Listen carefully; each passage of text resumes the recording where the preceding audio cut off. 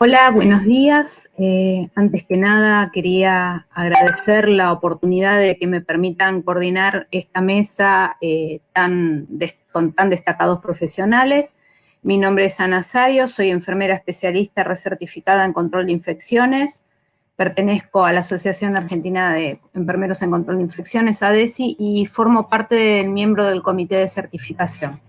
Trabajo en el Hospital Británico, en el Sanatorio Trinidad de Quilmes, y asesoro a instituciones como el Sanatorio Juncal y la clínica, el Centro Médico Montserrat. Bueno, esta mesa nos va a hablar de un tema muy importante que tampoco tenemos que olvidar en medio de esta pandemia que nos tiene todos mirando hacia ella y nos hace sacar la mirada de otros temas tan importantes como son las enfermedades endémicas que tendrán que convivir y que no podemos dejar de atender a lo largo de este próximo tiempo. En esta mesa nos van a acompañar el doctor Eduardo Herrero, que nos va a hablar de vigilancia epidemiológica del hantavirus en la provincia de Río Negro y en los tiempos de pandemia. El doctor Eduardo Herrero está formado en numerosos cursos de buena práctica en manufactura, bromatología, control de alimentos, auditoría, procedimientos legales, chagas, hidatidosis, triquinosis, hantavirus, zoonosis en general, nivelación pedagógica y práctica docente, manejos de espacios virtuales, dictados en el Instituto de Administración Pública y Provincial. Ha publicado numerosos trabajos sobre hidatidosis, hantavirus y brotes de gastroenteritis. Ha sido disertante y organizador en distintos congresos sobre hantavirus e inocuidad de alimentos e hidatidosis.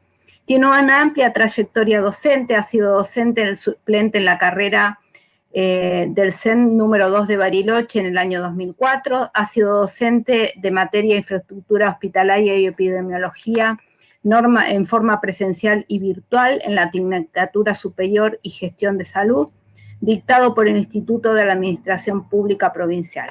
También docente en la Tecnicatura Superior de Seguridad e Higiene Laboral en la Cátedra de Seguimiento Básico. Su actividad laboral: coordinador de salud ambiental en la Unidad Regional de Epidemiología y Salud, con sede en Bariloche en el año 2012 hasta la fecha. Es instructor de residentes en la Residencia de Salud Pública Veterinaria. A continuación, el doctor Alfonso J. Rodríguez Morales de Colombia nos hablará de dengue y COVID, cocirculación y coinfección de retos de la pandemia y la pospandemia. El doctor Alfonso Rodríguez es docente e investigador senior, Grupo de Investigación de Salud Pública e Infección A1, Facultad de Ciencias de la Salud, Universidad Tecnológica Pereira, Pereira Rizalda, Colombia. Grupo de Investigación de Biomedicina, Fundación Universitaria Autónoma de las Américas, Pereira Rizalda, Colombia. Presidente de Medicina del Viajero de la Sociedad Panamericana de Infectología. Fue vicepresidente en el periodo 2019-2021 de la Asociación Colombiana de Infectología, miembro del Consejo de la Sociedad Internacional de Enfermedades Infecciosas desde el 2020 se extenderá hasta el 2026, Deputy Editor in Chief, Annals Clinical Microbiology y Antimicrobials. Fue coordinador de la Red Latinoamericana de Investigación de Enfermedades por Coronavirus en 2019 y doctor honoris causa de la Universidad Privada Franz Tamayo de Cochabamba, Bolivia. A continuación nos acompañarán en la disertación de acciones comunitarias e individuales para prevenir y controlar los brotes de dengue, medidas de prevención y cuidados y tratamiento de los pacientes afectados. Esta mesa estará a cargo de la doctora Andrea Gajo Gané y de la licenciada Natalia Herrera. La doctora Andrea Gajo Gané es médica recibida en la Universidad Nacional del Noroeste de Corrientes, médica pediatra infectóloga, jefa del sector de infectología del Hospital Pediátrico Juan Pablo II en Corrientes, docente de cátedra de Pediatría II y Enfermedades Infecciosas de la UNE, referente provincial de la Hemaniasis Visceral de Pediatría de Corrientes, jefa de Infectología Pediátrica del Hospital de Alta Complejidad de Formosa, interconsultora de infectología pediátrica en clínicas privadas de Corrientes, Resistencias y Formosa, integrante del Comité de Inmunizaciones de la provincia de Corrientes, del Ministerio de la Salud de la provincia de Corrientes. Presidente del Tribunal Evaluador para otorgar el título de Pediatría e Infectólogo del Ministerio de Salud y autora de varios capítulos de libros de infectología pediátrica, así como también de instituciones y revistas nacionales e internacionales. La licenciada Natalia Herrera es licenciada en Enfermería, egresada de la Facultad de Medicina, diplomada en Gestión de Servicios de Salud Nivel 1, Asociación Clínica y Sanatorios de Tucumán, diplomada en Gestión de Servicios de Salud Nivel 2, Asociación de Clínicas y Sanatorios de Tucumán, diplomada en Gestión de Recursos Humanos, Asociación de Clínicas y Sanatorios de Tucumán, especialista certificado en Control de Infecciones y Epidemiología de ADESI, trabajó en el Sanatorio Parque, fue instructora de la Escuela de Enfermería de ATSA, en la Cátedra de Enfermería Quirúrgica en el periodo 2012-2014, instructora del Instituto Terciario San Judas Tadeo, integrante de la Cátedra de Enfermería Básica y de la Cátedra de Enfermería Médica en el año 2015 a la actualidad. Actualmente trabaja en el Hospital Centro de Salud Senán J. Santillán en el Servicio de Infectología, desempeñándose como enfermera en control de infecciones. Bueno, con todos estos integrantes imaginarán la calidad de mesa que vamos a tener. Así que bueno, los dejo en compañía de estos más que apreciados colegas.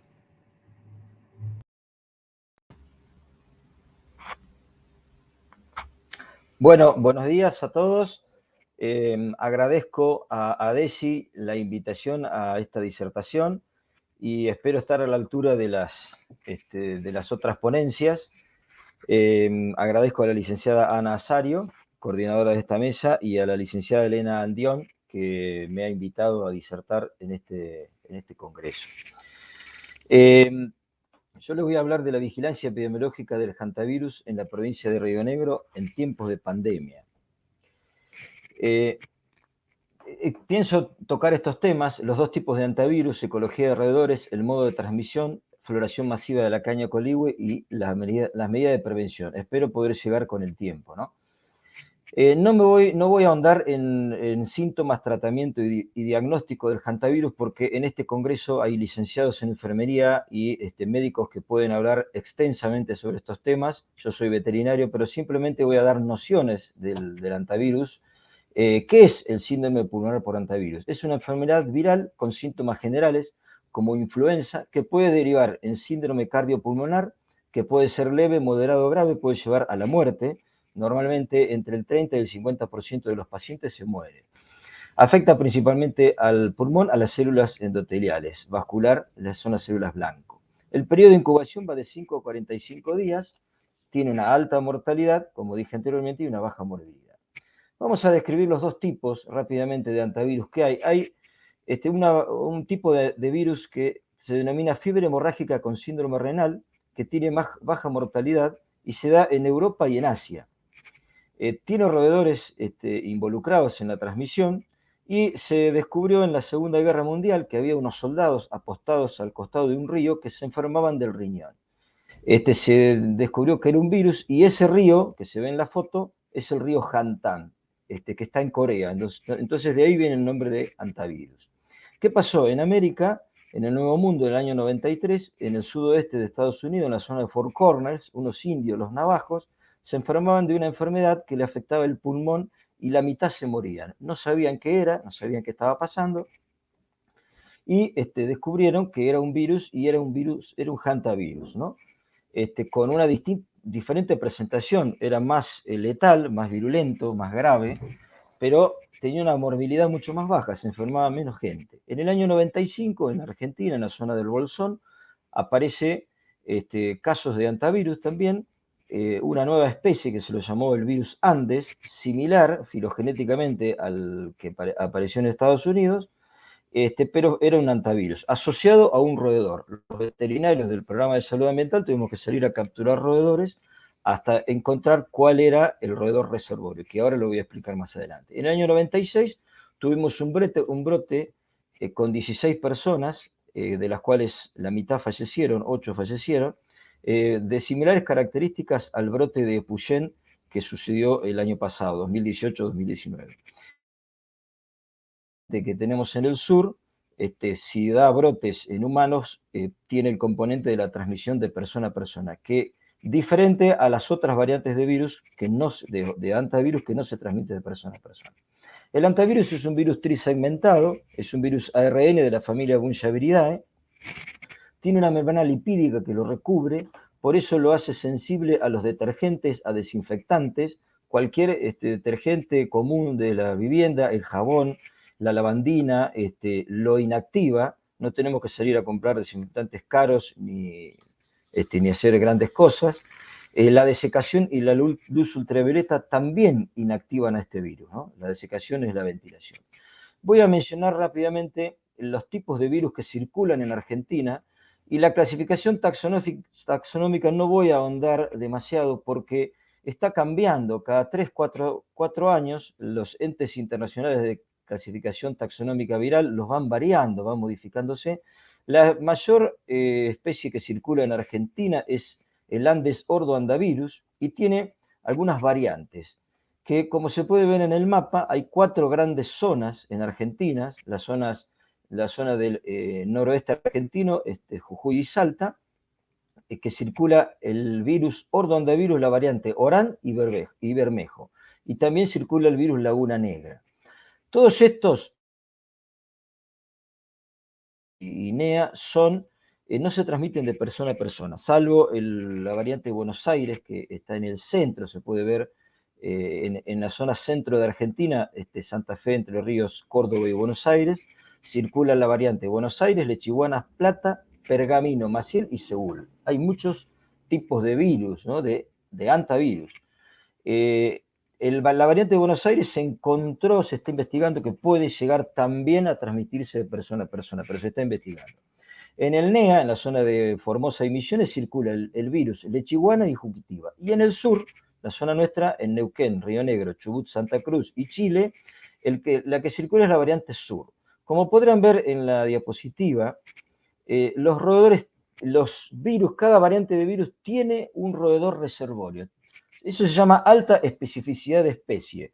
Digamos que en la variante sur, en la que circula en Río Negro, el principal roedor reservorio es el Oligorhizomes longicaudatus. Por ahí han escuchado hablar del ratón colilargo, que voy a explicarlo un poquito más adelante. No obstante ello, nosotros hemos encontrado anticuerpos en otras especies, Abroteris longipilis, Abroteris olivaceus y Loxodontomis micropus, otras especies de roedores, pero en mucha menor prevalencia. Así que sigue siendo el colilargo el principal roedor reservorio. Fíjense en los otros lugares de Argentina que hay otro tipo de roedor, uno es el chacoensis, el nigripis, el flavescens, y cada uno transmite un tipo de virus. No significa que todos los roedores están infectados y todos los roedores pueden transmitir. Y todos estos roedores son silvestres. Vamos un poco a la casuística en Argentina, ¿no? Los casos humanos de antivirus. Normalmente en Argentina, como ven en la diapositiva, se presentan de 60 a 100, 120 casos por año en humanos en toda la República. Y fíjense lo que va de este año hasta octubre de este año, que solamente tenemos 46 casos. Se nota una evidente disminución de la cantidad de casos. Si bien el año todavía no terminó, pero no va a aumentar mucho más que 46, 50 casos por año. Esto nos está evidenciando que una de las hipótesis podría ser que la gente está más aislada, está más en su vivienda, no tiene tanto contacto con el ambiente, con los lugares donde podría estar el contagio, y ha disminuido la cantidad de casos de antivirus en este año 2020 debido a la pandemia, ¿no? ¿Qué pasa en Río Negro con la cantidad de casos humanos? En Río Negro normalmente tenemos de 1 a 6 casos por año. En lo que va de este año 2020 solamente tenemos un caso. Y fíjense los casos del 2019, que en Río Negro tenemos 3 casos, pero 2 de esos casos del año pasado estaban asociados al brote de Puyén, brote muy característico, muy impactante, que tuvo 34 casos en corto tiempo, y de esos 34, 2 eran de Río Negro. Tuvimos 14 aislamientos, fue un trabajo muy, muy interesante, interinstitucional, intersectorial, mucho trabajo del hospital del Bolsón, principalmente los agentes sanitarios, los enfermeros, así que fue un trabajo muy, muy interesante. Vamos a explicar rápidamente cómo es el modo de transmisión del hantavirus, cómo nos enfermamos nosotros y cómo se enferman los roedores. Entre los roedores la transmisión es horizontal. Generalmente se da entre los machos por peleas, cuando salen del invierno, sobreviven los más fuertes en el invierno, debido a que disminuye la alimentación, pero ellos empiezan a pelear cuando hay alimento y se empiezan a pelear por las hembras, y nosotros calculamos que el virus se mantiene en el roedor a través de esta forma, en forma horizontal, a través de las peleas. Pero solamente el 5% de los colilargos está infectado. No todos los roedores silvestres tienen hantavirus.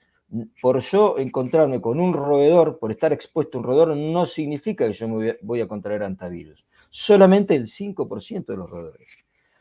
Este es un dato importante para tener en cuenta. Bueno, ¿cómo se transmite al ser humano? A través de las deyecciones del roedor. Supongamos el ingreso a un lugar cerrado, donde la noche anterior hubo un roedor infectado que orinó y defecó a través de las excretas, uno entra a barrer, a aerosolizar esas partículas, y esas partículas ingresan al hombre por vía aérea, por vía nasal, vía bucal, se aloja en el pulmón y ahí es donde nos podemos infectar. Esta es la vía más común. Hay una vía un poco más extraordinaria y poco común, que es a través de contacto de las mucosas del roedor, una mordedura de un roedor. No es común que nos muerdan los roedores, salvo nosotros que trabajamos haciendo capturas, ¿no? Tenemos que tener mucho, mucho cuidado. Pero también hablamos de que hay una variante, que es la variante sur, que es la que circula en Patagonia, que se puede transmitir de persona a persona. Bueno, ¿cómo es la transmisión en los humanos? De la misma forma que el roedor, por vía aerógena, ¿no? El paciente por vía respiratoria puede eliminar las partículas virales y puede enfermar, contagiar a otra persona que está enfrente. También existe la vía sexual de transmisión del hantavirus y puede darse también la vía transfusional, pero en menor medida. En el mundo hay dos tipos de roedores, los roedores domésticos y los silvestres. Ahí muestro en la foto los domésticos. Estos roedores sí o sí necesitan al ser humano para vivir, no pueden sobrevivir solos. Estamos hablando del Ratus ratus, Ratus norbergicus y el Mus musculus, que es la lauchita común, la lauchita doméstica. Estos roedores no transmiten el hantavirus. Se encontró solamente en el puerto de Buenos Aires una rata que tenía el síndrome renal, tendría la fiebre hemorrágica renal, pero se encontró un solo anticuerpo un solo roedor con hantavirus. Sí, vamos a hablar un poquito de los roedores silvestres. En la Patagonia hay de 14 a 17 especies de roedores silvestres. Muestro la foto de estos 4 que son en los que nosotros encontramos anticuerpos para hantavirus. El de arriba a la izquierda es el colilargo, Oligorhizomis longicaudatus. Está el Abrotrix longipilis, Loxodontomis micropus y Abrotrix olivaceus. Nos vamos a centrar en el colilargo por cuestiones de tiempo. El colilargo es el principal roedor reservorio del hantavirus en Patagonia y también en Chile. Tiene los tarsos, como se puede ver en la imagen, el pie, el tarso muy desarrollado, mide entre 30 y 35 milímetros. El cuerpo es chico, son roedores chicos, miden de 7 a 8 centímetros, pero si la cola es muy larga, puede llegar a los 12 centímetros. El manto piloso es color café y la parte ventral es color blanquecina.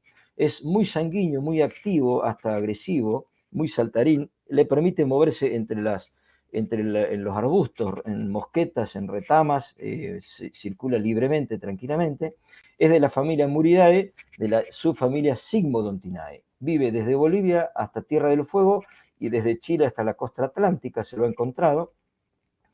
Y es un granívoro oportunista, se alimenta de granos, pero si no hay granos puede comer frutos, puede comer hongos, puede comer raíces, pero principalmente consume granos. Cada camada tiene de 2 a 5 animales y da 2 a 3 pariciones anuales. Puede tener hasta 15 hijos por año. Y voy a mencionar rápidamente un fenómeno extraordinario muy llamativo, que es la floración masiva de la caña coligüe. la Chusquea culó, que se dio en el año 2010-2011, donde esta gramínea, todos la conocen, es una variedad de caña, cada 40 a 70 años tiene la reproducción sexual, la planta muere, da granos, y esos granos caen a la tierra y lo consumen los animales que se alimentan de granos. Es un fenómeno muy interesante porque en el periodo de más o menos 2 meses florecen 60.000, 70.000 y a veces mucho más hectáreas todas juntas. Eso es lo llamativo de este fenómeno. Se calcula, los fenólogos dicen que tiene un reloj biológico la planta que hace que cada 70 años se active, florezca, de semilla la planta muere, al morir la planta mueren todos los parásitos y virus que colectó durante los últimos 70 años, hay recombinación genética, los estambres de esta planta liberan el polen a las otras plantas, cuando liberó todo el polen recién abre los estilos, que sería la parte femenina, para recibir polen de otras plantas, o sea que hay recombinación genética en las nuevas plantas. Dije 90.000 hectáreas, pero no, son 900.000 hectáreas, perdón, me corrijo, 800.000 hectáreas en el Parque Nacional en Nahuel Huapi, florecieron todas juntas 500.000 hectáreas. Eso es lo llamativo, es un fenómeno muy interesante.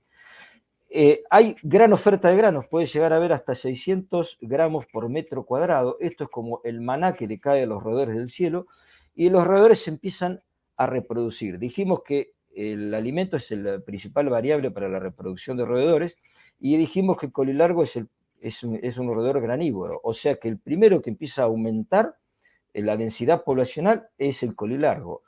Normalmente, en épocas normales, hay de 100 a 120 roedores por hectárea. En una ratada tenemos que hablar de 1.000 a 1.500. Y es la foto que se ve. Ahí se ve abajo a la izquierda una carretilla llena de lauchas, donde los pobladores juntan a la noche porque se van muriendo. Es un impacto de riesgo a la salud por contagio de hantavirus y otras enfermedades, y también tiene un riesgo psicológico. Hay gente que se ha tenido que mudar porque el impacto es muy grande. También la caña da riesgo de incendio porque tiene mucha lignina y las varas pueden durar hasta 10 años en el lugar, aumentando el riesgo de incendio en el Parque Nacional. En la foto de la derecha se ven los roedores muertos a la orilla de los lagos. Eso lo hemos visto también año pasado y anteaño en la zona de la Angostura, con la floración masiva de la caña también. ¿Qué pasa? Los roedores, cuando los roedores van comiendo el alimento, no está tranquilo el tema. El problema está cuando se comen todo el alimento, empiezan a moverse. No significa que se van a mover 100 kilómetros, como me preguntó una señora una vez, sino se van a mover 3, 4 kilómetros, 5 kilómetros del... Encuentran un arroyo, lo cruzan. Ellos no pueden ver si es un arroyo o es un lago, no tienen altura suficiente para ver. Y si es un lago, se largan. Y ahí es donde mueren los roedores, y al otro día el lago los trae a la costa, y también hemos encontrado truchas con roedores muertos en la boca, porque se los comen. Es un fenómeno muy interesante. Y también el riesgo de hantavirus. Lo que tengo que decir es que en el año 2010-2011 nosotros no tuvimos casos asociados al hantavirus, perdón, a la floración de la caña, de la ratada. Calculamos que cayó el volcán y también influyó en esto, en que el volcán Puyehue puso como un manto de cenizas, les costó acceder, no fue tan evidente en algunos lugares, y también un trabajo desde salud muy, muy intenso de prevención con la gente, ¿no? Así que me pedían de la organización comentar algo de los incendios y los roedores. Voy a contar lo que nos pasó a nosotros en el Catedral el año 96. El incendio lo que provoca generalmente es la muerte de los animales. Mueren los roedores, mueren los predadores de los roedores. Es tremendo, el impacto ecológico que tiene un incendio. Pueden sobrevivir aquellos roedores que excavan cuevas, y no significa que los roedores van a ir a invadir una ciudad que está a 50 kilómetros del incendio. Los roedores sí se van a mover por la línea de fuego, van a saltar a los ríos, a los arroyos. El incendio en el delta, hay fotos donde hay bagres que tienen roedores, principalmente ratas coloradas, que se comen, son voraces y comen, no desaprovechan ningún alimento, pero son porque han desesperados corren los metros que pueden, no es que van a correr 50 kilómetros. Hay un gran desequilibrio en los ecosistemas hasta que todo vuelve a la normalidad, y normalmente eso es lo que sucede con los incendios. Los animales generalmente se mueren. Y mueren también los predadores. Sucedió en Portugal que también hubo una invasión de ratas después del incendio. ¿Por qué? Porque murieron todos los predadores de las ratas. Entonces las ratas tenían vía libre para alimentarse y para reproducirse, y entraban a algunas ciudades cantidades de ratas. Esto no significa, en biología 2 más 2 no es 4, no significa que esto va a pasar ahora después de los incendios de Córdoba, o nosotros en el Catedral no tuvimos esa situación. Son variables que pueden suceder.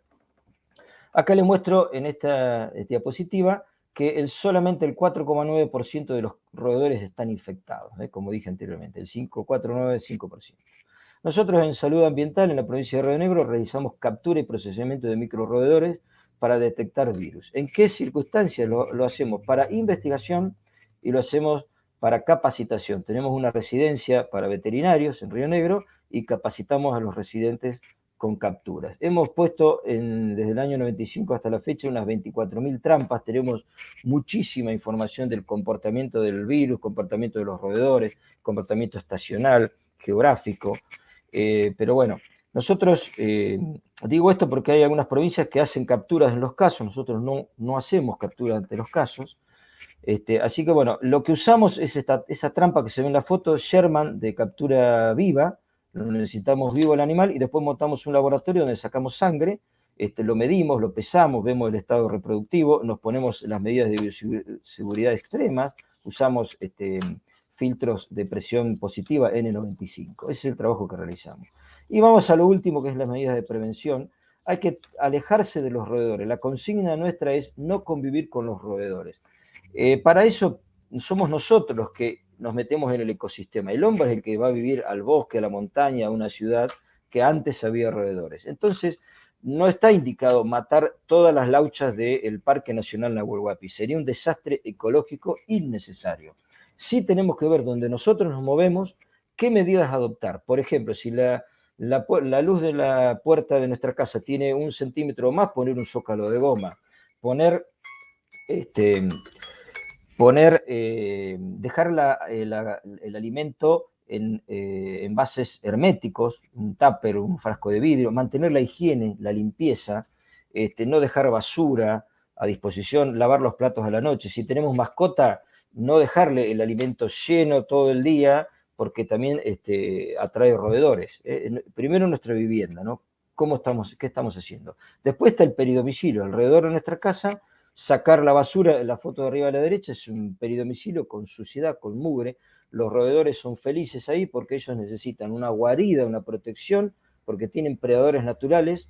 Donde tengo el pasto alto y tengo basura, se pueden acercar a nuestra vivienda por alimento, y poder aumentar los riesgos. En la foto del medio a la izquierda es un perímetro limpio, ordenado. Y las leñeras, es muy común tener leñeras acá en la Patagonia, aconsejamos tenerlas alejadas de la vivienda, 20-30 metros, lo más que se pueda, y elevadas del piso para que corra el viento, la desecación actúe, y también si tenemos gatos, pues pueden capturar roedores.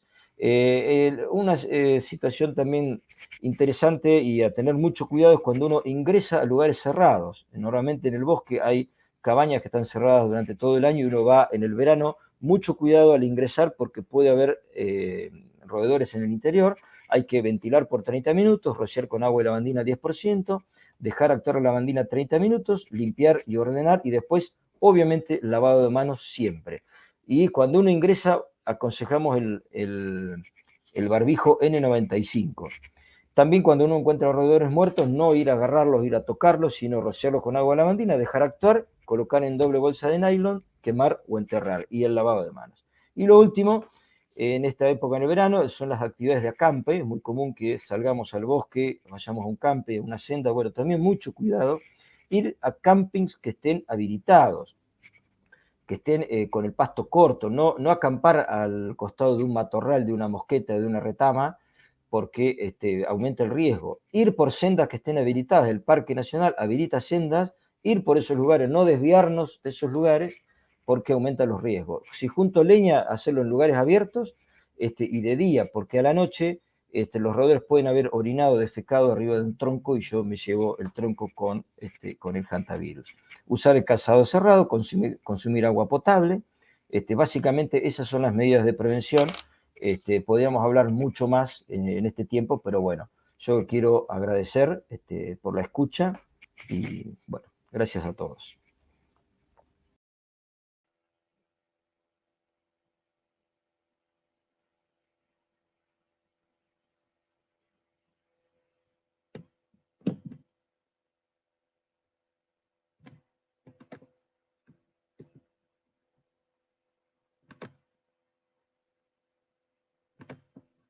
Bueno, muchísimas gracias. Buenos días para todos.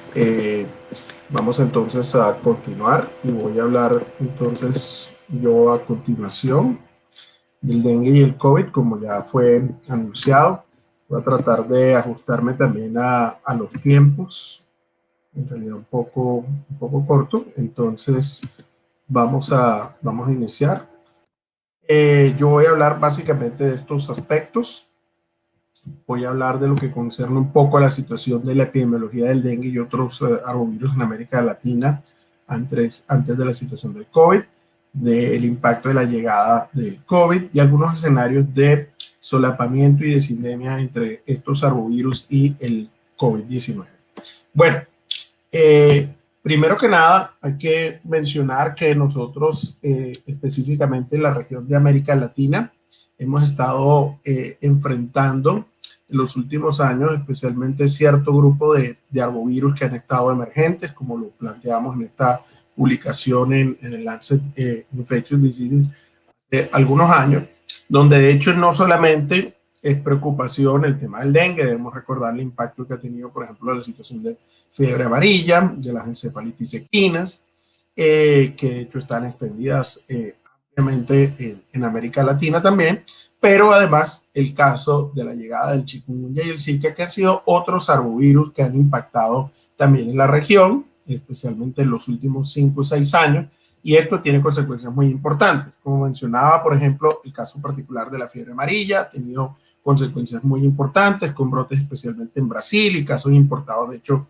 en Argentina, que han ameritado incluso trasplante hepático, casos que han sido fatales en otras locaciones, casos importados a Chile, entre otros. El caso, por supuesto, como mencionaba, de las encefalitis que nos preocupan todavía muchísimo, el caso de venezolana, del este, Madariaga, entre otras que han estado resurgiendo, y qué decir de las grandes epidemias, porque en realidad fueron grandes epidemias, especialmente hacia las zonas tropicales de la región y de Brasil, del caso del chikungunya y del zika, que llegaron alrededor de finales de 2013 por los brotes en las islas del Caribe, pero luego esto se extendió muy rápidamente, como también lo hizo el caso del zika, que además, pues, especialmente también empezó a preocupar las formas de transmisión sexual.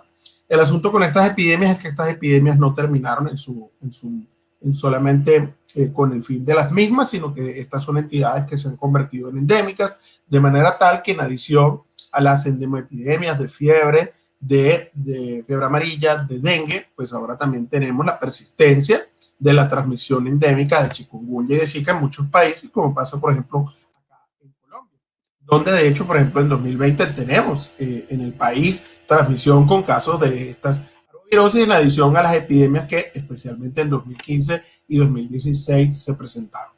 Pero de todo esto, especialmente en 2019, traíamos antes de la epidemia de COVID una situación muy preocupante en la región, que fue justamente la situación del dengue. El dengue ha sido una enfermedad endemoepidémica en la región de las Américas de gran importancia, y en algunos países, por ejemplo de Centroamérica, el año pasado se tuvieron no solamente unas cifras muy importantes, sino incluso una proporción muy alta de casos de formas severas, y además de esta situación, pues por supuesto epidemias como las observadas en países como Brasil y como Colombia, donde pues como vemos acá, el panorama epidemiológico en los últimos años ha sido bastante importante para esta enfermedad, especialmente en lo que es la región, subregión del Cono Sur, donde ahí destaca particularmente el caso de lo que es las cifras de Brasil, donde de hecho este año, 2020, lleva también un número muy importante de casos, lo mismo que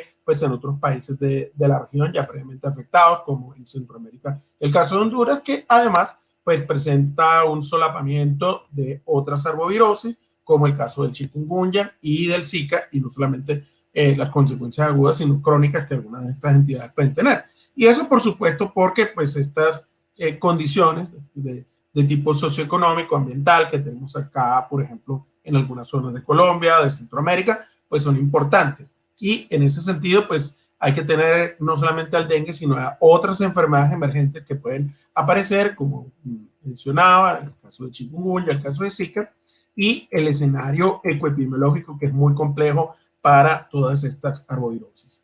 Si esto no fuera suficiente y afrontamos una situación especialmente de epidemia de dengue en muchísimos países de la región para finales del año pasado, al principio de este, pues por supuesto tenemos la llegada del COVID, después de su origen en China y rápida expansión a nivel mundial. Ha sido, por supuesto, un tema preocupante por la generación de la pandemia que estamos afrontando, que se empezó a extender a otros países de Asia, Europa, Norteamérica y, por supuesto, también acá el caso específicamente de América Latina, donde nosotros desde la Sociedad Latinoamericana de Medicina del Viajero, en el mes de enero de este año, ya conscientes de lo que sucedía en China y otros países del sudeste asiático que estaban recibiendo casos importados, pues empezamos a hacer una serie de recomendaciones con muchos colegas precisamente de Argentina, como el doctor Cristian Vizcayar, como Patricia Angeleri, como Susana Lloveras, en relación justamente pues con lo que iba a suceder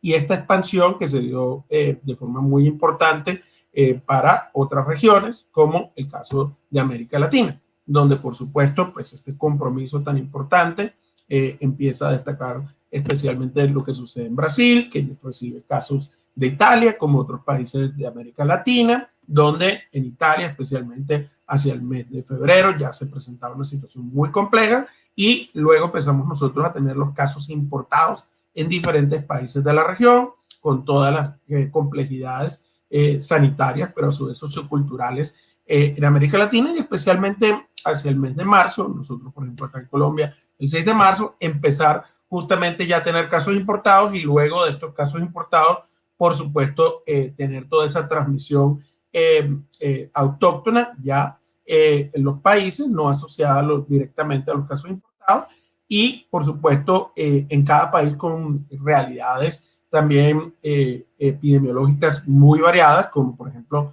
las epidemias que ya venían de enfermedades como dengue, como malaria, como enfermedades inmunoprevenibles como el sarampión, que de hecho desde Venezuela se expandió el genotipo GeoD8 a diferentes países de la región y, por supuesto, la complejidad que todo esto tiene en el medio de diferentes epidemias que ya teníamos en diferentes países de la región, como es el caso particularmente del dengue. Bueno, esto ha evolucionado de forma muy drástica, el aumento del número de casos ha llegado a cifras en las cuales en este momento ya estamos a nivel mundial en más de 65 millones de casos, más de 1.5 millones de muertos y en el caso específico de América Latina destaca el comportamiento, especialmente en países como Brasil, como Colombia, como Argentina, por supuesto también el caso de México y de Perú, donde pues específicamente Brasil, Argentina y Colombia están entre los primeros 10 países con mayor número de casos, más de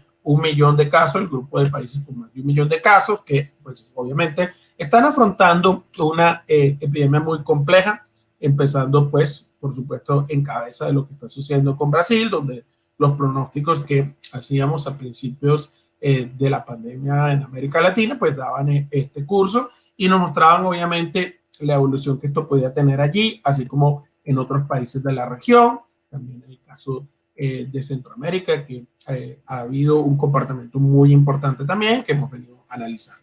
Entonces, ¿qué es lo que ocurre? En este contexto, entonces, empezamos a ver un solapamiento entre lo que es el comportamiento de estas arbovirosis, como el dengue, como el chikungunya, y, por supuesto, ese comportamiento de el aumento progresivo también del COVID-19, en el cual pues hay varios eventos importantes a destacar en esto. El primero, la preocupación de que ocurran simultáneamente dos epidemias por diferentes razones, los diagnósticos diferenciales, el colapso de los sistemas de salud, ambas condiciones que pueden llevar a requerir unidades de cuidados intensivos, y esto es un aspecto pues, que hemos venido analizando en diferentes publicaciones. Una interesante de ellas es esta que publicamos en el Journal of Medical Virology, en el cual justamente acá en Colombia, pues nosotros nos preocupaba esta situación, en la cual veníamos desde años previos con una situación de epidemia, arrancamos en 2020 una situación de epidemia, y lo que estamos viendo es que ahora tenemos una cocirculación de ambas condiciones, donde pues hay departamentos, por ejemplo, del país que son altamente endémicos, endemoepidémicos para dengue, y donde a su vez se está presentando una alta incidencia del COVID-19. Esto pues ha sido el caso para otros países también, como ha sido en Bolivia, en Brasil, se ha empezado a analizar también en esta publicación en Caderno de Salud Pública, el caso de dengue también, que tiene zonas importantes endémicas para esta enfermedad. Y otra de las preocupaciones que tenemos en todo esto es lo que concierne particularmente no solamente a la cocirculación, sino lo que se está empezando a ver en diferentes regiones del mundo, como es el tema de las coinfecciones, es decir, un paciente en el cual no se trata solamente de hacer un diagnóstico diferencial entre una u otra patología que puede cursar, por supuesto, ambas con fiebre, sino que se están presentando casos de coinfección. Este es uno de ellos, de los primeros reportados en la isla de Mayotte, de un territorio francés en el Océano Índico, en el cual en este paciente, por métodos moleculares, luego comentar la importancia de esto, se diagnosticó simultáneamente ambas condiciones. Igual se han reportado otros casos, como este, por ejemplo, en la isla de la Reunión, también territorio francés de ultramar en el Océano Índico, en el cual se confirmó la coinfección. Pero incluso miren, en esta publicación, en la revista de la Sociedad Italiana de Enfermedades Infecciosas, este caso también confirmado de coinfección entre SARS-CoV-2 y dengue en Argentina. Entonces, estamos viendo, por supuesto, esto que se ha planteado como un dúo letal, porque, pues, por supuesto, como sabemos, ambas condiciones pueden evolucionar hacia formas severas o graves y, por supuesto, pueden terminar en un desenlace fatal. De otro lado, si no se tiene presente, pues, en la pandemia de COVID puede enmascarar la dengue y pensar, por ejemplo, que todos los pacientes que tienen, por ejemplo, un cuadro febril nada más correspondan con el COVID-19 o principalmente el COVID-19, es un aspecto también importante que ha sido destacado y que obviamente hay que no solamente tenerlo presente en los diagnósticos diferenciales, sino, como decía, la posibilidad de que en este contexto, especialmente en zonas endémicas, en zonas donde se dan situaciones también de epidemia, pues es un aspecto importante a tener presente la posibilidad de las coinfecciones. De otro lado, otro de los aspectos, por supuesto, que ha afectado en esto es que ciertamente no debemos pasar de alto que, si bien estamos afrontando una situación de pandemia, el dengue no se ha acabado, tenemos el dengue extendido en todo el continente, incluyendo zonas del sur de los Estados Unidos y, por supuesto, en diferentes zonas, especialmente en el norte de Argentina, donde también, por supuesto, una de las cosas que se ha planteado es justamente cómo esta situación del COVID-19 puede lamentablemente impactar de forma negativa el control de esta enfermedad, especialmente en lo que tiene que ver con el control vectorial. Y de hecho hay algunos estudios como este publicado en Eligent, en el cual se ha planteado justamente cómo durante el periodo de la pandemia ha habido un repunte en indicadores debido a las fallas desde el punto de vista del control vectorial. ¿Qué podemos concluir de todo esto? Y para tratar de estar, por supuesto, ajustados los tiempos, bueno, ambas condiciones, sin duda alguna, pueden progresar a formas severas de la enfermedad. Ambas van a requerir manejo en unidades de cuidados intensivos. Hay que tener cuidado con la interpretación de las pruebas serológicas porque hay evidencia controversial con respecto a si existe o no reacción cruzada entre las pruebas serológicas para dengue y para coronavirus. Y esto es un aspecto importante a tener presente, sobre todo porque las pruebas serológicas se usan con frecuencia en el diagnóstico de dengue y lo que nos ha estado mostrando algunos estudios, como una publicación de Singapur que se hizo en Lancet Infectious Diseases, es que puedan haber reacciones cruzadas. Recientemente, otros estudios incluso han mostrado hallazgos similares también para el caso de chikungunya, y una publicación reciente de acá de Colombia, mostrándolo para el caso del Zika, que está en el International Infectious Diseases del grupo del doctor Salim Matar de acá de Córdoba, Colombia. No está todavía aún claro el tema del impacto que esto tiene, porque, por supuesto, una de las cosas importantes a decir es que lo que se han presentado hasta el momento son reportes de casos en lo que se refiere a coinfección, y hay que ver con más detalle realmente cuál es el impacto que esto tiene en una posible sinergia desde el punto de vista de la enfermedad, y pues algo que hay que tener presente que podría obviamente agravar la condición del paciente. Por supuesto, lo mencionaba, el impacto en el control vectorial, y por supuesto que estas epidemias simultáneas o simplemente sindemias representan sin duda alguna un reto para los sistemas de salud. Aquí algo para mostrar, pues estudios como este que hablan de poca reacción cruzada, pero otros que pues muestran la importancia que esto puede tener, la preocupación que ha sido planteada en algunas comunicaciones y publicaciones también en el caso de algunos países de América Latina, y la necesidad, por supuesto, de no bajar la guardia en lo que tiene que ver especialmente con el control vectorial, donde este año, en conjunto con la Organización Mundial de la Salud, hicimos esta publicación justamente revisando lo que es la aproximación multisectorial a la prevención y el control de las enfermedades transmitidas por vectores, entre las cuales, como decía, no solamente tener presente dengue, recordar que tenemos otros agentes que pueden reemerger, como el caso del Mayaro o Puche, encefalitis del Nilo Occidental, que ha estado causando algunos problemas en los últimos años en Brasil, y el caso de la encefalitis equina venezolana, que especialmente en Venezuela y en Colombia lo hemos tenido recientemente circulando. Para terminar, decir que pues estos trabajos y publicaciones no son solamente míos, sino especialmente del grupo de la red de colaboración en Zika, Recol Zika, y de la red latinoamericana de investigación en coronavirus, LANCOVID, que yo coordino. Por su atención, muchísimas gracias. Bueno, ¿cómo están? Hola, bienvenidos. Mi nombre es Andrea Jogani, como me presentaron anteriormente, y en principio quiero agradecer muchísimo el poder estar en este congreso tan importante, así que voy a agradecer al comité organizador por haberme convocado, y en especial a mi amiga, a quien admiro mucho y quiero un montón, que es la licenciada Elena Andión. Voy a presentar esta presentación, valga la redundancia, como estrategia de prevención, cuidado, tratamiento de los pacientes afectados, y mi experiencia en el Hospital Pediátrico Juan Pablo II de Corrientes, Argentina. Bien, la agenda entonces consta de generalidades, definiciones, tips, situación epidemiológica en Argentina y fundamentalmente en Corrientes, la experiencia dengue 2020 en el Hospital Pediátrico Juan Pablo II, Corrientes, Argentina, donde me desempeño como jefa de servicio de infectología, y las consideraciones finales. Bien, vamos a las generalidades. Acá tenemos el perfil de un asesino, Aedes aegypti, y en este caso hablando de dengue. Bien, generalidades, que es una enfermedad infecciosa producida por un virus con 4 serotipos, que son DEN 1, DEN 2, DEN 3 y DEN 4, y que se presenta como epidemias, y es uno de los principales problemas de salud en el mundo en este momento. Bien, seguimos que es una virosis, una enfermedad transmitida por artrópodos, causada por cualquiera de estos 4 serotipos, DEN, que mencioné anteriormente, y que no proveen inmunidad cruzada.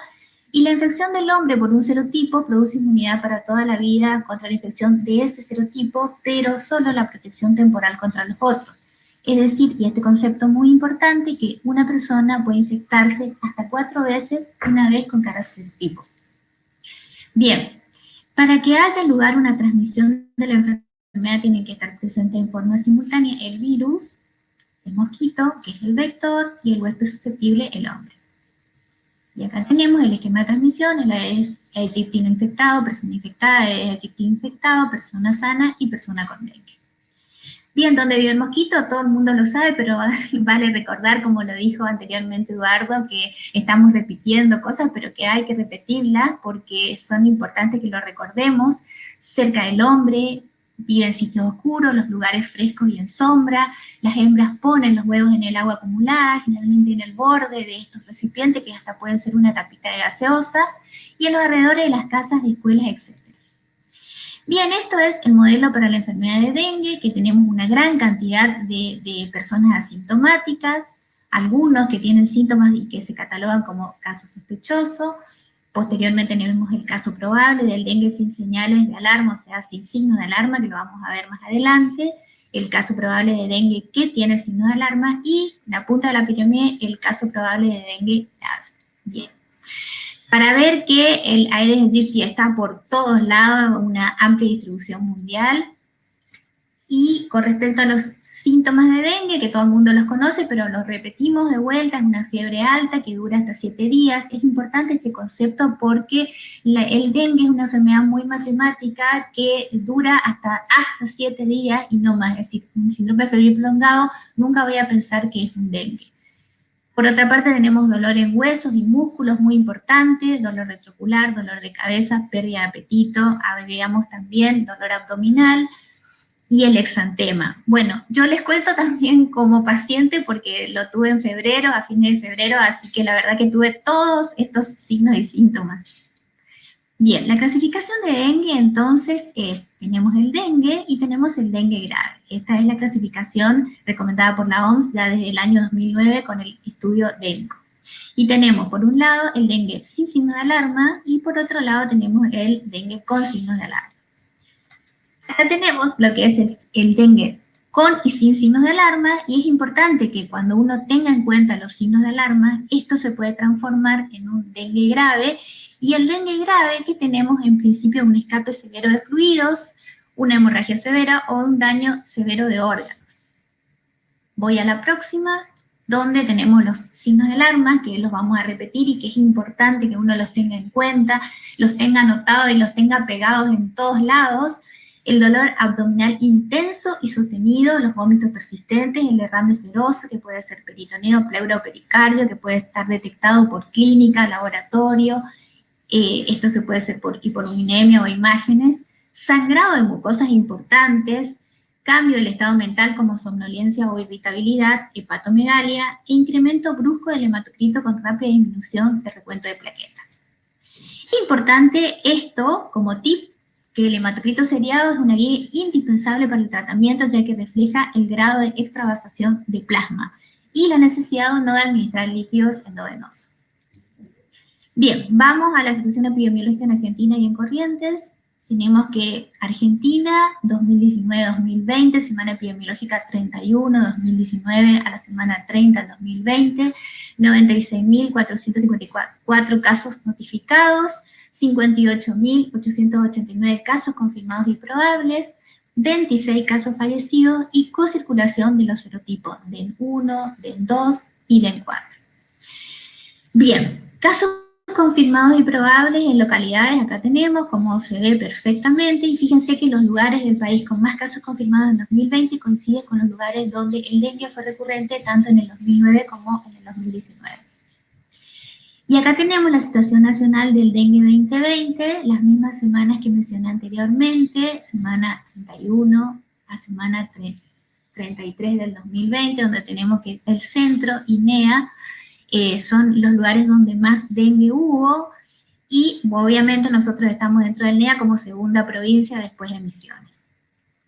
Esto es lo que sucedió en Corrientes, periodo 2009 al 2020, como ven, fue el brote más grande de dengue que tuvimos en Corrientes.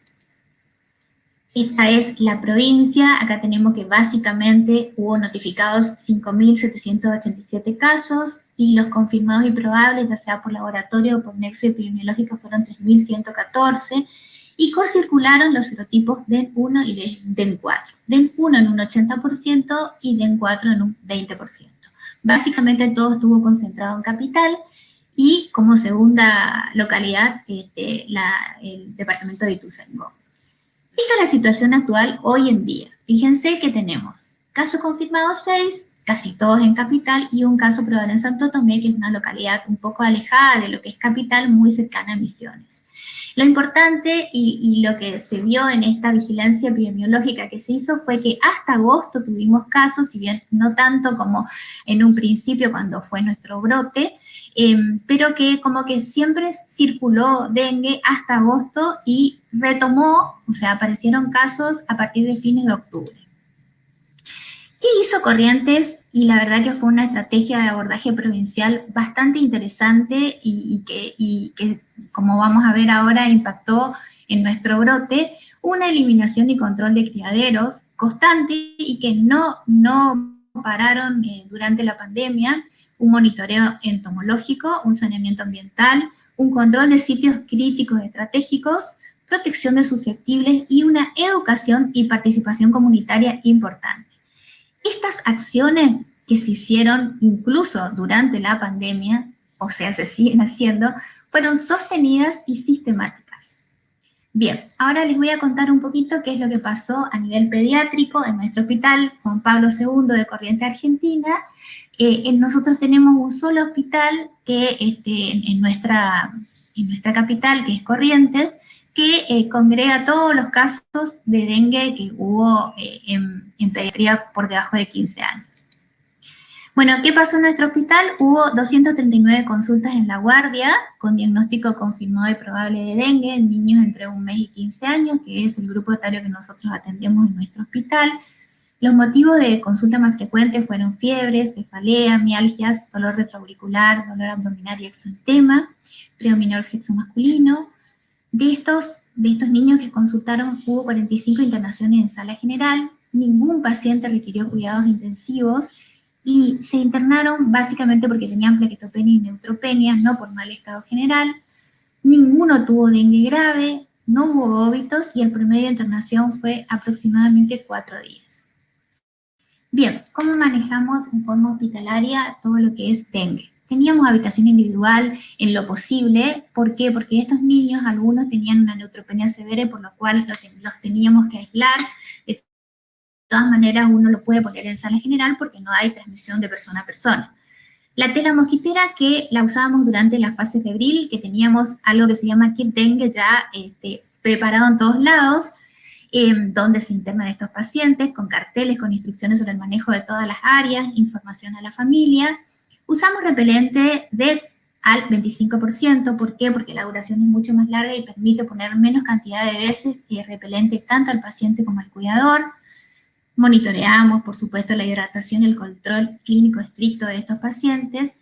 Hubo una fumigación periódica en peridomicilio, ya que nuestro hospital consta con mucha cantidad de espacios verdes alrededor y, por supuesto, con lugares que pueden ser reservorio. De hecho, nuestro grupo de control de infecciones del hospital, lo que hacemos es monitorear siempre que no haya ningún tipo de reservorio por alrededor del hospital, ya que tenemos bastante mosquitos.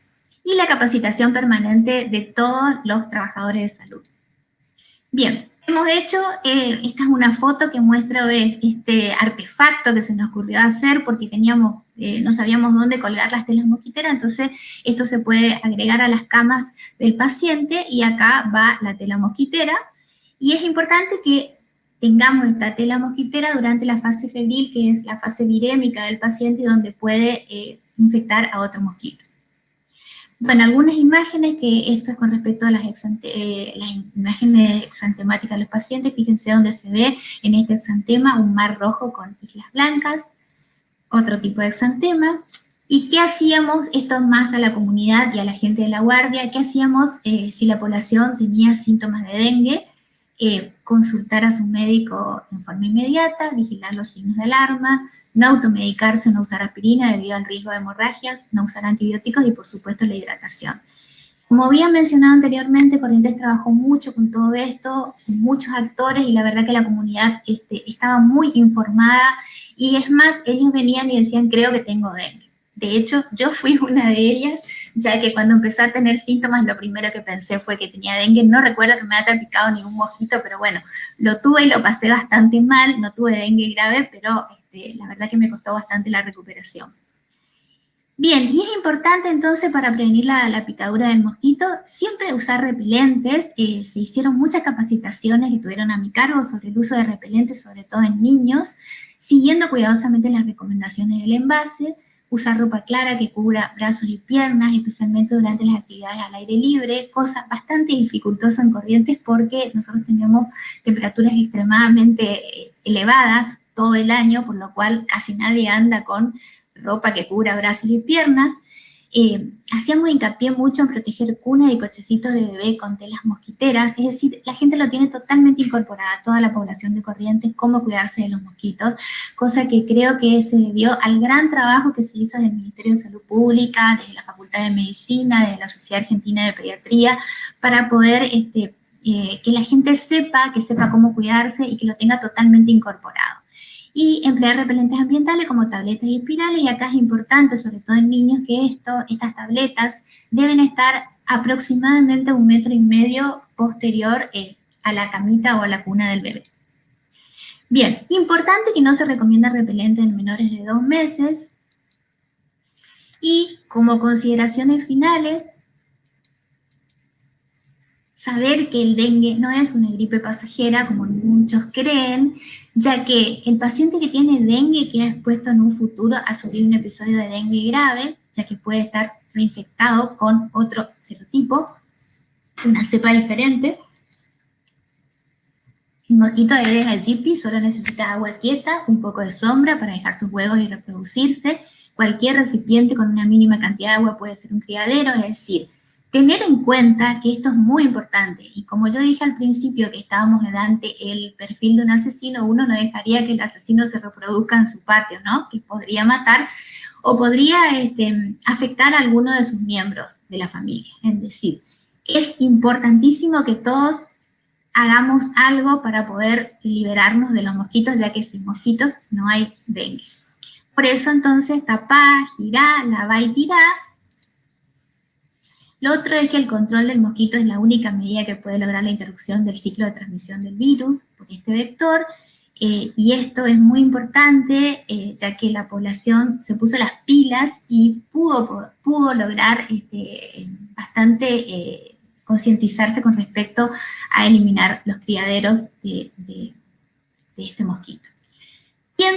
Y acá termina mi exposición, fue muy simple, la verdad que en honor al tiempo la hice muy cortita para poder contarles un poco qué es lo que pasó en nuestra provincia. Esto es Corrientes y este es mi hospital y el logo del Hospital Juan Pablo II. Muchísimas gracias por su atención y quedo abierta a las preguntas.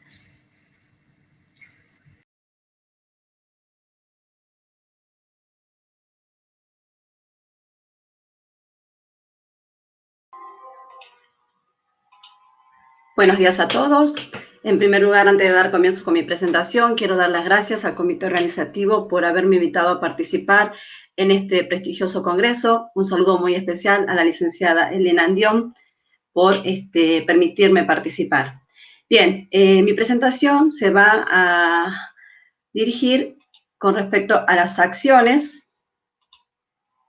comunitarias para prevenir brotes de dengue. Si bien los disertantes anteriores ya hablaron un poquito con respecto a las enfermedades emergentes y las situaciones endémicas referidas a brotes de dengue. El dengue es el resultado de un problema generado por un desorden ambiental. La enfermedad ha ido aumentando en las últimas décadas, ocasionando una considerada demanda de esta enfermedad, denominada enfermedad infecciosa emergente, y un problema que se considera de salud pública global.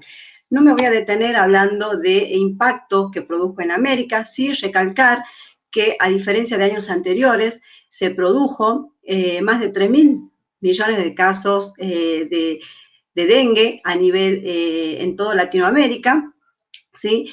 Aumentando su impacto demográfico, sobre todo en América Central, y siendo 6 veces mayor a registros que se habían notificado en el año 2018. La Organización Panamericana de la Salud estima que cerca de 500 millones de habitantes de América están actualmente en riesgo de contraer dengue, y los serotipos que circulan son el 1, el 2, el 3 y el 4, y en algunos lugares se ha reportado circulación simultánea de estos serotipos. El mosquito tiene su hábitat predominante en toda América, excepto Canadá y Chile continental. En cuanto a alerta epidemiológica, la OPS emitió una alerta en el mes de julio del año en curso, donde notificó casos que se habían reportado de dengue en territorios del Caribe y América Central. Estas notificaciones se produjeron en forma simultánea justo con el incremento de la transmisión del nuevo virus SARS-CoV-2, lo que movilizó a la Organización Panamericana de la Salud y a los miembros, ¿sí?, a llamarlos a fortalecer las acciones de vigilancia, diagnóstico y tratamiento para evitar que las instituciones de salud de diferentes países se vieran desbordados por el colapso de dos epidemias simultáneas. Bueno, esta es una imagen de la incidencia del COVID y del dengue, que si bien lo explicó uno de los colegas disertantes anteriores, en cuanto a la distribución de casos de dengue y COVID por semana epidemiológica, un reporte que emitió la Organización Panamericana de la Salud, se reportaron en América, en el cono sur de América, ¿sí?, entre la semana 1 a la 28 del año en curso, 79.775 casos de dengue. En Argentina y en Paraguay, 219.913 casos de dengue. Bueno, la situación de dengue en la Argentina es preocupante y esta noticia ha sido acentuando en las últimas décadas, lo que ha llamado a preocupación por parte del Ministerio de Salud de la Nación y de otros organismos a tomar cartas en el asunto para poder implementar acciones dirigidas a disminuir los casos o brotes de dengue. Siendo las provincias más afectadas, de acuerdo al reporte epidemiológico, Salta, Jujuy, Misiones y Santa Fe fueron las provincias donde se focalizaron el 90% de los casos. Y contándole un poquito de la provincia de Tucumán, a la cual pertenezco, esta provincia, al ser una provincia altamente, densamente poblada, ¿sí?, este año, a comienzo de este año, se notificaron al Sistema de Vigilancia Epidemiológico 5.165 casos con síndrome febril inespecífico, y dentro de esos síndromes se notificaron 2.652 casos de dengue en las localidades concentrados todos en localidades de capital del Gran San Miguel de Tucumán, ¿sí?, dándose a conocer noticias alarmantes de más de 4.000 casos que mantuvo la provincia de Tucumán, ¿sí?, con un brote muy elevado a comparación de las epidemias que se produjeron en el año 2009, que fueron solo 1.749 casos. Y lo que se pudo identificar en este año es que del total de casos reportados, 4.127 son autóctonos y 9 casos fueron importados. Bien, ¿qué es el dengue? Bueno, ya lo definió la doctora que disertó anteriormente, ¿sí? Conocer los hábitos domiciliarios de la Aedes aegypti va a permitir poder implementar acciones dirigidas a tratar esta enfermedad. Es importante conocer el medio de transmisión del dengue, ¿sí?, y quiénes son los elementos que participan en la transmisión de este virus. Y es importante dentro de la tríada ecológica del virus, cómo se dirige este virus, cómo interactúa, ¿sí?, que no es una enfermedad que se transmite de persona a persona, ¿sí? Acá el vector, el transmisor es el mosquito, ¿sí? Esa es una información que todavía aún en esta época es una información que no está bien clara para la comunidad en general. El Aedes aegypti prolifera exclusivamente en el entorno domiciliario. ¿Qué significa esto? ¿Cuál es el problema? Prolifera exclusivamente en lugares donde las condiciones de saneamiento ambiental son muy deficientes, ¿sí?, y los factores que intervienen en la transmisión del dengue son factores altamente determinantes, ¿sí? Hoy en día los factores del cambio climático son directamente condicionantes a la proliferación del dengue. Nosotros tenemos últimamente reportados los problemas que está ocasionando el calentamiento global, los fenómenos producidos por el niño, la niña, fenómenos de cambios climáticos continuos, variantes. Nosotros en la Argentina ya no tenemos un clima subtropical que está variando constantemente, lo cual predispone a tener altas temperaturas y humedad muy moderada, alta, lo cual condicionan a la proliferación de este mosquito. Los determinantes socioeconómicos, el crecimiento poblacional, las migraciones, la urbanización no controlada, que provocan el crecimiento de las ciudades, que se siguen generando cinturones de pobreza, la falta de saneamientos básicos, servicios básicos, especialmente lo relacionado con el suministro de agua potable y la eliminación de residuos. También otro determinante es el desconocimiento del riego o la falta de sensibilización.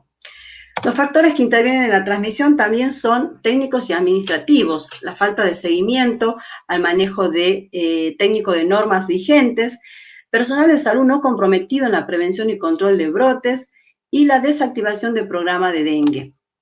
Determinantes políticos, la falta de recursos económicos para sostener un programa preventivo. Esto van de la mano junto con la desactivación de un programa de dengue, porque si bien si no tenemos con qué sustentar un programa, no lo podemos llevar a cabo, no lo vamos a poder implementar y las acciones van a ser deficientes. Determinantes políticos también juegan mucho el recurso humano insuficiente en entomología y técnico operativo. Los fondos limitados para la comunicación social, es importante difundir, comunicar todo lo referido a la prevención y control del dengue, incumplimiento a ordenanzas municipales de control ambiental. Todos estos factores determinantes van a permitir elaborar estrategias de prevención y control del dengue. Esas estrategias son un proceso que van combinados con la responsabilidad social y la responsabilidad individual, y de los cuales tienen en común dos componentes en común, que es la articulación intersectorial y la participación comunitaria. La articulación intersectorial va a permitir que se logre el alcance de las estrategias, y la participación comunitaria va a permitir que esas acciones, conocer el problema para poder modificar todas esos factores que llevan a el mal funcionamiento o manejo en zonas endémicas. Y la verdad que trabajar en medidas preventivas constituye una estrategia costo efectiva y de cuidado ambiental. La prevención y el control del dengue es un trabajo en equipo, interdisciplinario, intersectorial, intergerencial y voluntario. ¿Voluntario por qué? Porque tenemos que tratar de reclutar gente, reclutar a la comunidad, ¿sí? A la sociedad, que se interese por las medidas de prevención. Estamos un poco olvidados con esta situación que venimos viviendo este año a raíz de la pandemia por el SARS-CoV-2. La población en general se ha olvidado de las medidas básicas para prevenir y controlar el dengue. Como lo expuso la colega anterior, ¿sí? No hay que olvidarse, hay que volver a recordar y retomar, ¿sí? y buscar el modo de motivar a la población. Para eso, la participación comunitaria es importante, involucrar a la población, a las autoridades locales, a las instituciones públicas y privadas, que van a permitir detectar los problemas y las acciones de salud. Todas las estrategias están basadas en alta evidencia científica, no hay nada acá inventado, como dijera la licenciada Elena, todo está escrito, todas las herramientas las tenemos a manos, con el objetivo de poder reducir la intensidad de la transmisión durante las epidemias. Los objetivos básicos es lograr que la gente conozca las medidas preventivas, ¿sí? Saber cuáles son aquellas medidas simples, eliminar criaderos, prevenir las picaduras, extremar las medidas en caso de viaje a zonas endémicas, medidas de atención en la embarazada, prevención en cuanto al a la circulación a zonas endémicas, el uso del preservativo, ya que el Zika es una de las enfermedades que se transmiten por relaciones sexuales. Incentivar a la participación de la comunidad para poder lograr que las personas conozcan también cuáles son los síntomas que se presentan. Prevenir implica conocimiento y responsabilidad ambiental, y esto va a depender totalmente básico de la educación. Si no educamos, no podemos pedir, no podemos exigir, no podemos mejorar la calidad del saneamiento ambiental. Para poder mejorar estos hábitos ambientales saludables, tenemos que enfocarnos en los puntos claves que ya han sido mencionados también, puntos claves que nacen y que se encuentran, ¿sí?, en la vivienda de cada uno, de cada ser humano que vive en este planeta, ¿sí? Tenemos, si bien desde personas que viven en zonas urbanizadas, como en los cordones de pobreza, ¿sí?, periurbanos, se encuentran todos estos puntos claves que son el hábitat del mosquito. La importancia de la comunicación en la prevención de la Aedes aegypti es muy importante. La participación y movilización social son las mejores estrategias para prevenir y controlarlos. Informar con una mirada en la prevención y con los conceptos claros con respecto al control focal, la eliminación de los criaderos y mantener las viviendas saludables. Tanto los comunicadores como los periodistas son referentes en la comunidad, por lo que una comunicación efectiva y responsable en lo que respecta a prevención va a ayudar muchísimo a disminuir la circulación del vector. La difusión de las acciones es importante. ¿Cómo difundimos? ¿Por qué medio difundimos? Los contenidos de los mensajes muchas veces suelen apuntar a un público adulto. Hay que evaluar ese contenido, en los cuales este público muchas veces tiene ya conocimientos, preconceptos arraigados y resistencias al cambio, lo cual impide que se adhiera a trabajar en medidas de prevención social. ¿Cuáles son los ejes de la comunicación? Los puntos claves que ya hablamos: disminuir criadero de mosquito, evitar que el mosquito pique, alertar sobre los síntomas y reforzar las medidas preventivas a los viajeros. Estas son algunas de las cartelerías que es importante difundirlas por todos los medios de comunicación. Hoy en día tenemos un alto avance de la tecnología, la información llega rapidísimo a cualquiera de los lugares, ¿sí? No enfocarnos ya en cartelería en la vía pública, ¿sí? Tratar de cambiar el lenguaje del contenido, que sea motivador, que sea inspirador, tratar de sensibilizar a la población de esta enfermedad que este año ha estado un poquito olvidada, ¿sí?, debido al SARS-CoV-2. Todos contra el dengue, debemos actuar ahora y siempre. Trabajar en el saneamiento ambiental, el descacharreo de todos aquellos inservibles elementos que se encuentran en las viviendas, que acumulan agua en forma continua, más ahora con las temperaturas que tenemos, la frecuencia de lluvias va a favorecer mucho a la acumulación de aguas estancadas, ¿sí?, en lugares sombreados, sobre todo. El control focal es importante, el trabajo intersectorial, como lo mencionaba anteriormente, trabajar de la mano salud pública con la comunidad, controlando vivienda por vivienda para poder erradicar todos estos elementos que son factores predisponentes para el dengue. Otra medida de control, como ya lo habló la doctora, ¿sí?, son las barreras físicas. Barreras físicas que hoy en día, con los adelantos que tenemos a nivel tecnológico, existen cortinas ya con insecticidas que atraen los mosquitos y de esta manera impiden el ingreso a las viviendas. Tratar de contener la vivienda en las puertas, ventanas, ¿sí?, e implementar telas mosquiteras en la cama, sobre todo de los niños, de los bebés. El uso de ropas claras, de ropas de color claras, con mangas largas, si bien las temperaturas no van a permitir que lo usemos, pero sí ropa liviana, ropa blanca, ropa liviana, de una tela liviana que se la pueda tolerar, sobre todo si salimos a espacios verdes, ahora que ya está permitido salir y poder compartir. el uso de espirales, de repelentes, de evaporizadores repelentes.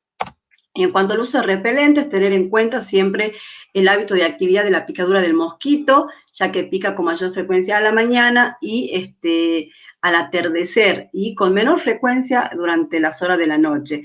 Pero hoy en día, con la temperatura, los cambios climáticos que tenemos, ya el mosquito sobrevive a cualquier temperatura. Se ha demostrado que a temperaturas menor de 15 grados está circulando, ¿sí? Bueno, tener en cuenta las instrucciones de la etiqueta del fabricante, tener en cuenta la concentración, ¿sí? De eso va a depender la protección, las horas de protección del repelente.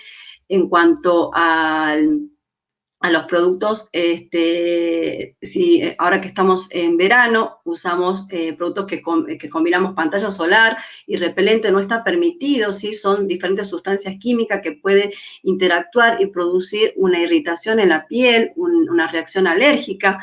Utilizar insecticidas en pastillas, termovaporables y todos aquellos elementos que sirvan de ahuyentadores del mosquito.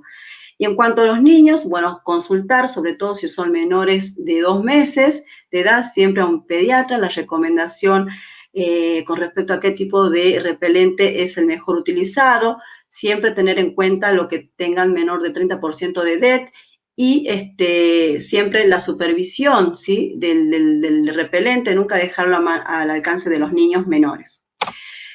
Articulación con instituciones educativas. Es muy importante el relevamiento del espacio escolar, ordenamiento, limpieza de los patios, escuelas. Si bien este año el cese de las instituciones educativas a raíz de la pandemia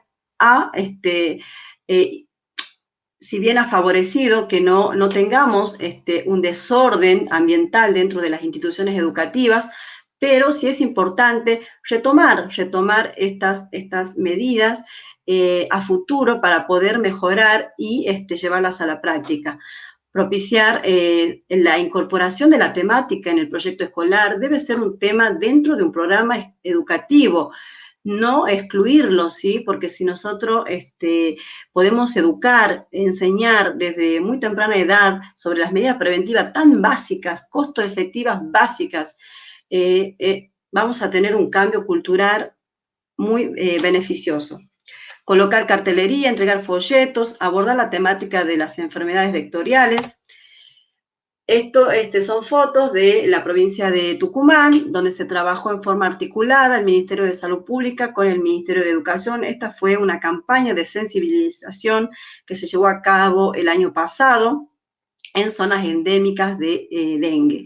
Este año, bueno, a raíz de la pandemia, se hicieron solamente capacitaciones virtuales, pero lamentablemente la concurrencia fue muy poca debido a la situación en la cual nos presentábamos y a la carencia muchas veces de los medios de comunicación para poder acceder a las campañas. Otra medida de control es la fumigación. La fumigación son métodos, ¿sí?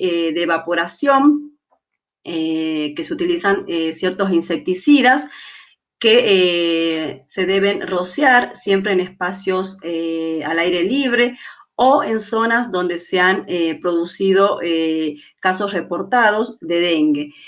El objetivo de la fumigación es matar al mosquito adulto, ¿sí? No afecta a las larvas y al huevo, y hay que tener en cuenta que una vez que el insecticida es esparcido y cae al piso o se evapora, ya no tiene efecto, ¿sí? Por eso la fumigación tiene que mantenerse siempre en un trayecto aéreo.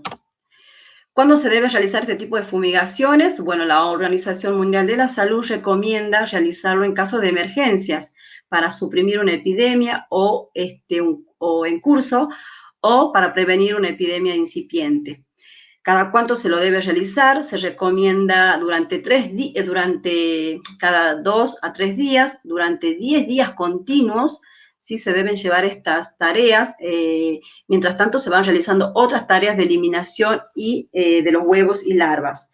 ¿Qué repelentes ambientales se pueden usar? Bueno, los compuestos químicos que se pueden utilizar son los derivados de los piretroides, ¿sí? Que son productos sintéticos derivados de las piretrinas, son sustancias naturales permitidas para ser utilizadas, no son nocivas para el medio ambiente, y que se utilizan muchos, son compuestos de las tabletas termoevaporables, aerosoles contra los mosquitos.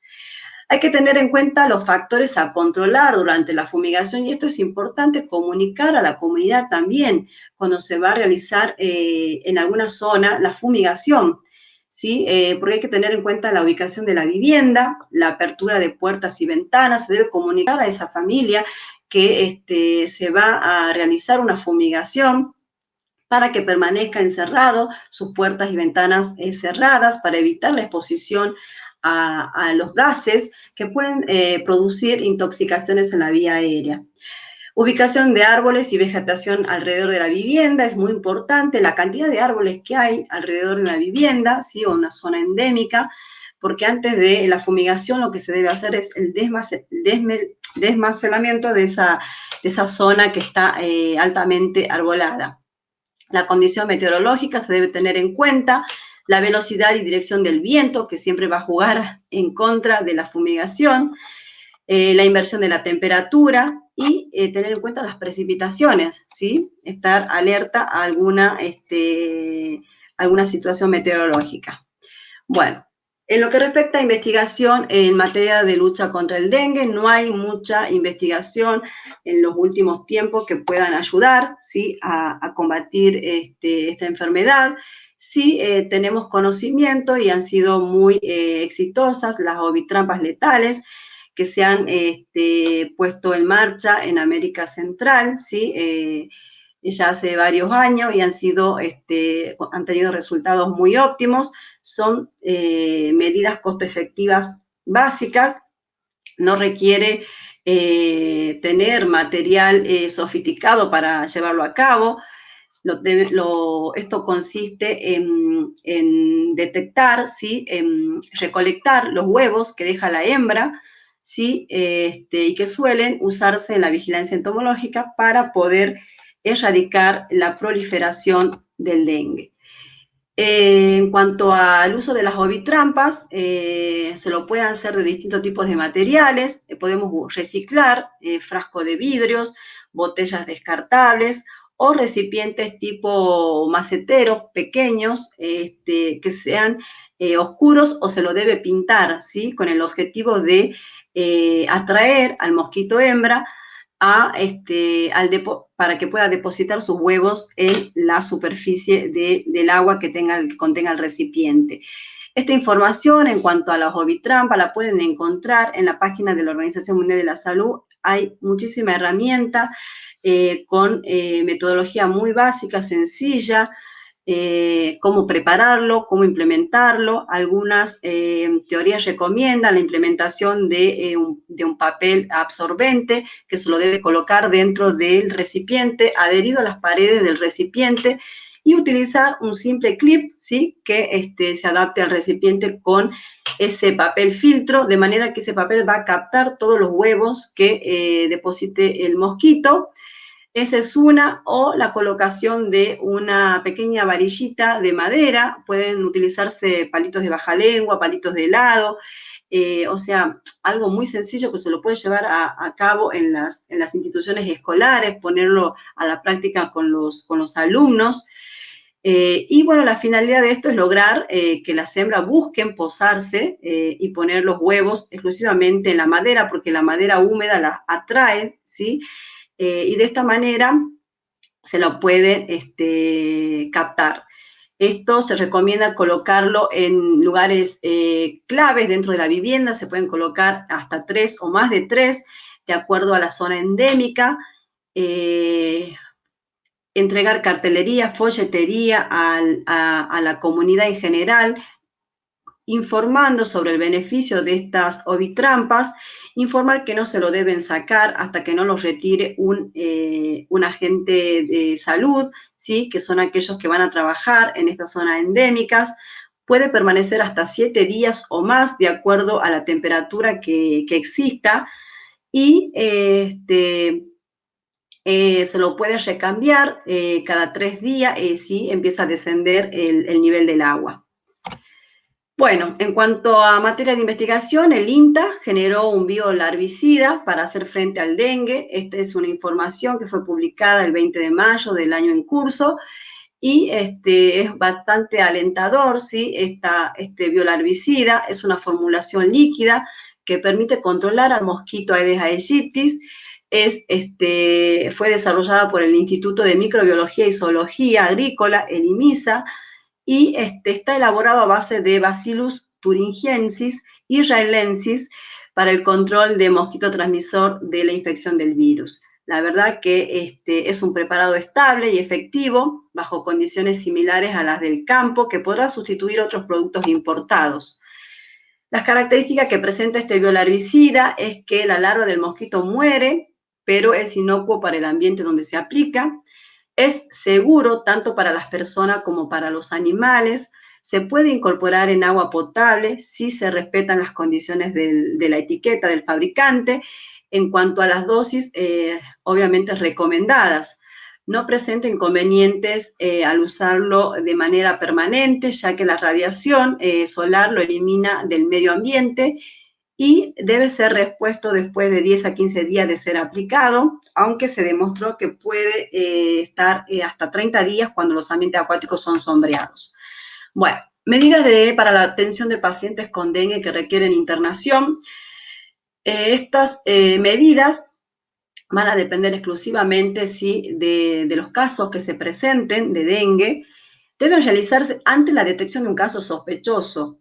No debemos esperar los resultados del laboratorio teológico para comenzar con las mismas, ya que vamos a tener en cuenta el antecedente epidemiológico. Si nosotros tenemos zonas endémicas, empezamos a implementar medidas, empezamos a accionar, ¿sí?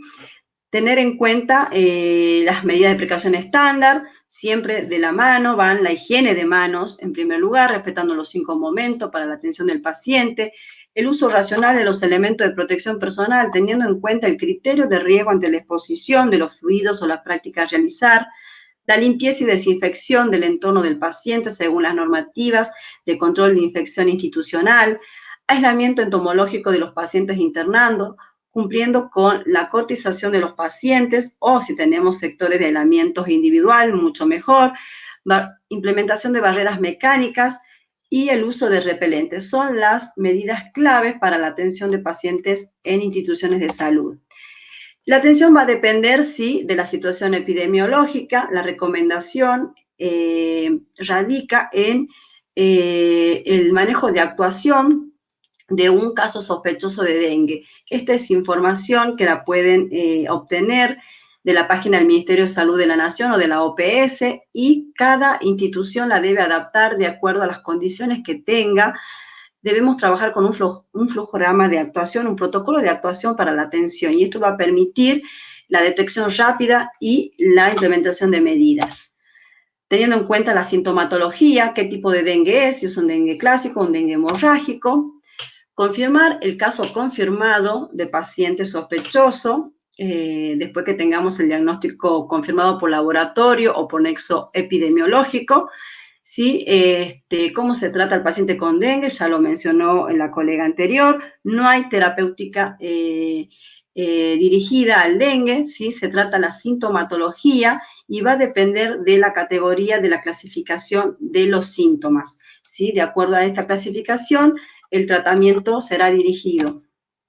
En cuanto a las barreras físicas, quería rescatar que en las instituciones de salud se debe trabajar en un protocolo de actuación para pacientes que requieran internación. Y pongo estas imágenes porque la verdad en situaciones de epidemia las condiciones institucionales, las condiciones en una institución de salud son muy deficientes, muy precarias. No llegamos a tener la estructura ni el espacio físico para poder albergar pacientes con dengue. La recomendación es prepararnos para lo que puede venir, así como nos preparamos para COVID-19, tener un protocolo de actuación para dengue, porque de acuerdo a la información que he buscado y he solicitado, no he tenido referencia de instituciones en salud que cuenten con un protocolo o que tengan las condiciones adecuadas para la atención.